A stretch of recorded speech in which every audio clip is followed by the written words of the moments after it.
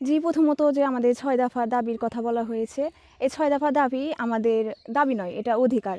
সবগুলা দাবি যৌক্তিক এবং এর বাহিরেও আপনি প্রথমত কোয়েশ্চেন করছিলেন যে আমাদের তো এখন সেটা দরকার না।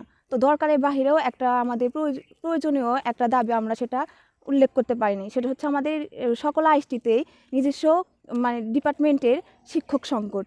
আমরা নিজস্ব শিক্ষক দ্বারা শিক্ষিত না হতে পেরে যার ফলে আমরা বিভিন্ন ভোগান্তিতে পড়ব। সেটা চাকরির ক্ষেত্রেই হোক, পরে আমরা উচ্চতর শিক্ষার ক্ষেত্রেই হোক, যে কোনো ক্ষেত্রেই হোক আমরা এটা ভোগান্তিতে পড়ব। আর আশ্বাসের যে ব্যাপারটা, সেটা আমাদের ৬টা দাবির বাইরেও আরও অনেক দাবি ছিল, কিন্তু এই ৬টা দাবি আমাদের দাবি নয়, এটা আমাদের অধিকার।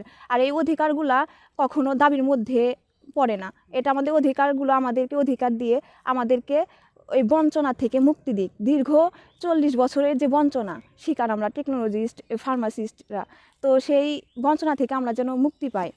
আর তারপরে আশ্বাস, আমরা এখনও আশ্বাস পেয়েছি একটা দাবি, কিন্তু আমাদের আরও ১০ম গেট দাবিটা, কিন্তু ১০ম গেটে আমরা আশ্বাস পেয়েছি, এখনও সেটা কাগজ কলমে বাস্তবায়ন হয় নাই।